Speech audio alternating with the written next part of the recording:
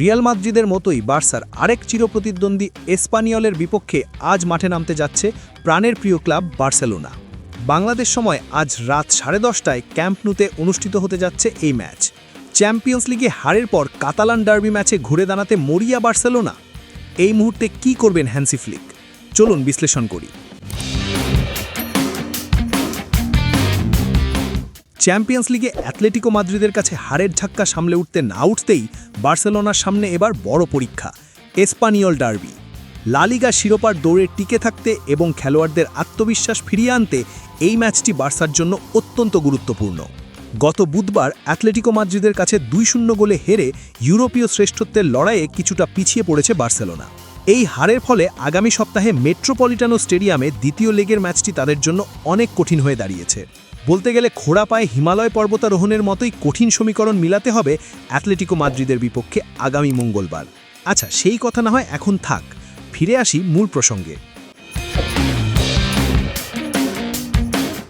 লা লিগায় রিয়াল মাদ্রিদের চেয়ে 60 পয়েন্ট এগিয়ে থাকলেও জিরোনার বিপক্ষে রিয়াল ড্র করায় বার্সার সামনে এখন সুবর্ণ সুযোগ ব্যবধান আরও বাড়িয়ে নেওয়ার।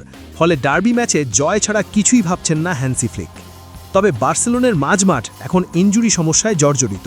অ্যাটলেটিকো ম্যাচে পেশির ক্লান্তির কারণে বিরতির পর তুলে নেওয়া হয়েছিল পেদ্রিকে। মার্ক বার্নাল আগে থেকেই গোড়ালির ইনজুরিতে মাঠের বাইরে। অন্যদিকে ফ্রেঙ্কি ডিয়ং অনুশীলনে ফিরলেও এখনও ম্যাচ খেলার মতো পুরোপুরি ফিট নন। এই প্রসঙ্গে কোচ হ্যান্সি ফ্লিক বলেছেন, অনুশীলনের পর ফ্রেঙ্কি ডিয়ংয়ের অবস্থা দেখে আমরা সিদ্ধান্ত নেব। তবে বিকল্প হিসেবে গাভি এবং এরিক গার্সিয়াকে তৈরি রাখা হয়েছে। আক্রমণ ভাগেও বার্সেলোনার জন্য দুঃসংবাদ রয়েছে। হ্যামস্ট্রিং ইনজুরির কারণে মাঠের বাইরে ছিটকে গেছেন রাফিনহা। এতে করে আক্রমণ ভাগে হ্যান্সি ফ্লিকের পরীক্ষা নিরীক্ষা করার সুযোগ কমে গেছে। তরুণ তারকা লামিন ইয়ামাল ডার্বিতে শুরুর একাদশেই থাকতে পারেন। ফ্লিকে বলেছেন, ইয়ামাল শুরু থেকে খেললেই দলের জন্য ভালো। লা লিগায় ভালো অবস্থানে থাকলেও কোচ হ্যান্সি ফ্লিক স্পষ্ট করে দিয়েছেন যে তাদের মূল লক্ষ্য হল চ্যাম্পিয়ন্স লিগ। তিনি বলেছেন, লা লিগা আমাদের চ্যাম্পিয়ন্স লিগ খেলার সুযোগ করে দেয়, কিন্তু কোচ, খেলোয়াড় এবং সমর্থকদের আসল স্বপ্ন হলো চ্যাম্পিয়ন্স লিগ জেতা। আমাদের লিগে কাজ ঠিকভাবে করতে হবে, তবে সবার উপরে থাকবে চ্যাম্পিয়ন্স লিগ শিরোপা জেতার চেষ্টা চালিয়ে যাওয়া।